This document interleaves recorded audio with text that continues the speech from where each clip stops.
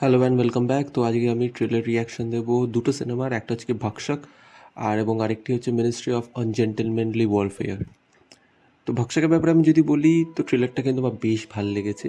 বিশেষ করে এডিটিংটা যেভাবে করেছে ট্রেলারটার, বিশেষ করে যখন নেটফ্লিক্সের লোগোটা দেখাবে তার আগের শটটা দেখবেন বিদ্যুৎ চমকাচ্ছে, শ্মশান ঘাটের মতন ওখানে একজন দাঁড়িয়ে রয়েছে এবং বিদ্যুৎটা চমকালো এবং নেটফ্লিক্সের লোগোটা এলো, মানে ওই জায়গায় যেভাবে ডিজাইনটা করেছে খুব ভালো। এবং পিছনে দেখবেন আপনার একটা আলাদা টেকনো র্যাপ কাইন্ড অফ জিনিস চলতে থাকে। তো এই সিনেমাটা দেখুন, সিনেমাটা আমরা জানি যে একটা অনাথ আশ্রম বা একটা হোমেজের মতন রয়েছে, যেখানে গরিব দুঃখিয়ারি মেয়েদেরকে থাকতে দেয় আন্ডার এজ। তো তাদেরকে ভায়োলেট করা হচ্ছে। তো সঞ্জয় মিশ্রা সেই জিনিসটা ভূমি পেডনেকারের চরিত্রকে জানাচ্ছে এবং she starts doing the investigation. তো ইনভেস্টিগেটিভ জার্নালিজমের উপর এই সিনেমাটা, এবং এরকম সিনেমা প্রচুর হয়েছে। ফেমাস হচ্ছে জোডিয়াক, স্পিলবার্গের the Post, State of Play বলে একটা সিনেমা রয়েছে যেটা বেন অ্যাফ্লেক ছিল, তো সেটাও আপনারা যদি দেখতে চান দেখতে পারেন। তো ইনভেস্টিগেটিভ জার্নালিজম কিন্তু খুব ইন্টারেস্টিংলি প্রেজেন্ট করা যায় এবং সেটা আমরা দ্য পোস্ট এবং জোডিয়াক থেকে জানি।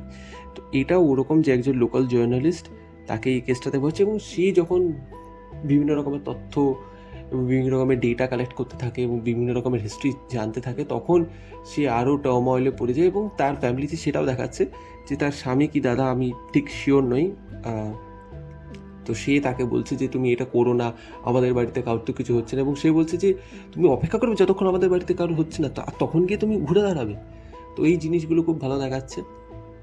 এবং পলিটিক্যাল একটা অ্যাঙ্গেলও দেখাচ্ছে যে আদিত্য শ্রীবাস্তবের যে চরিত্রটা রয়েছে সে প্রচণ্ড ইনফ্লুয়েন্সিয়াল একজন পলিটিশিয়ান রয়েছে। সে সদ্য সদ্য সিট পেয়েছে এবং একটু মন্ত্রিত্ব পেয়েছে এবং সে চেয়েও কিছু করতে পারছে না, কারণ সে জানে এটা কন্ট্রোভার্সিয়াল হয়ে যাবে এবং probably and surely Aditya Srivastava তারই পার্টি, সেই জন্য সে কিছু করতে চাইছে না। তো সেই অ্যাঙ্গেলগুলো দেখাচ্ছে এবং পুলিশ চাইছে, পুলিশও বলছে যে আপনি আমাদের এনে তথ্য দিন, আপনি আমাদেরকে প্রমাণ দিন, আমরা স্টেপ নেব।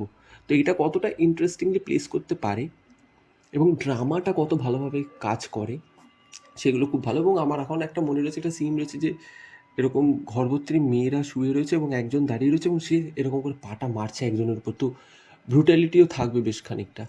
তো কতটা গ্রিটি, কতটা হার্ড হিটিং হয় সেটাই দেখার।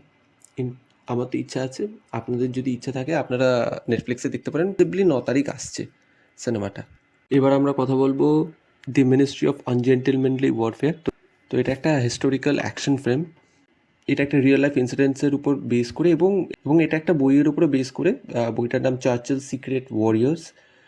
তো এখানে যেই চরিত্রগুলো হেনরি ক্যাভিল প্লে করছে, অ্যালেন রিচসন প্লে করছে, ফ্রেডি ফ্রক্স প্লে করছে, এগুলো সব রিয়েল লাইফ ক্যারেক্টার্স। তো they were actually commanders and the army people. তো ওইগুলো অ্যাকচুয়াল। কিন্তু আমরা সবাই জানি গাই রিচি যে রয়েছে সে নিজের চরিত্রদের খুব না ওয়াকিভাবে প্লেস করতে ভালোবাসে।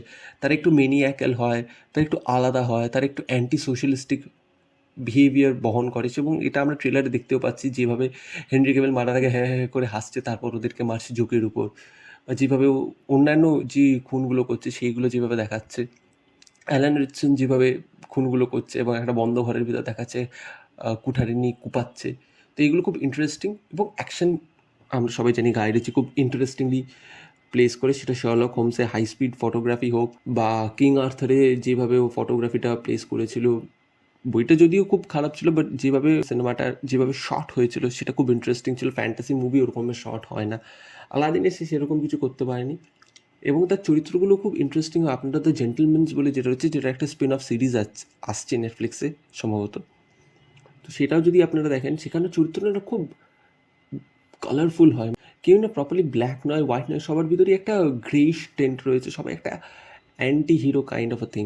তো যে যার নিজের একটা এজেন্ডা বহন করে, তো ওরকমই একটা ওরকম কিছু একটা হবে এবং আশা রাখছি যে হেনরি ক্যাভিল এটা পুল করতে পারবে, কারণ সে সাধারণত এরকম ওয়্যাকি ওভার দ্য টপ ক্যারেক্টার খুব একটা আমি তাকে প্লে করতে দেখিনি ইন দ্য রিসেন্ট টাইমস। তো অনেক দিন পর ওরকম একটা প্লে করছে এবং গাই রিচির সিনেমা আশা করছি রাইটিংটা যেন ভালো। গাই রিচি কিন্তু কনসেপ্টগুলো খুব ইন্টারেস্টিং হয়, কিন্তু সে রাইটিংয়ে অতটা ভালো লোক পায় না।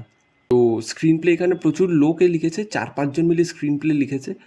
তো আশা করা যাক এটা খুব একটা ভালো রাইটারের হাতে পড়বে, কারণ অন স্ক্রিন কীভাবে স্টাইলাইজডলি প্লেস করতে হয় সেটা গাই রিচি ভালোভাবে জানে। কিন্তু পেপারে ক্যারেক্টারগুলো কত কালারফুল সেইটাই হচ্ছে আসল।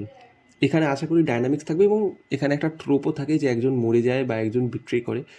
দিজ আর ট্রোপস, তো ওরকম কিছু হয় কি হয় না, নাকি প্লেন অ্যান্ড সিম্পল রাইড হয়, সেটাই দেখার বিষয়। আমি তো ইন্টারেস্টেড। এপ্রিলে বেরোচ্ছে, আমাদের এখানে কবে বেরোচ্ছে আমি জানি না, এপ্রিলে বেরোবে আপনারা যদি অফিসিয়াল পোস্টটা দেখেন। তো এই দুটো সিনেমা নিয়ে আমি খুবই ইন্টারেস্টেড। মাঙ্কি ম্যানও আমি দেখেছি, মাঙ্কি ম্যানও খুব ইন্টারেস্টেড। আপনার যদি মাঙ্কি ম্যানের ট্রেলারের রিয়াকশন চান জানিয়ে দেবেন।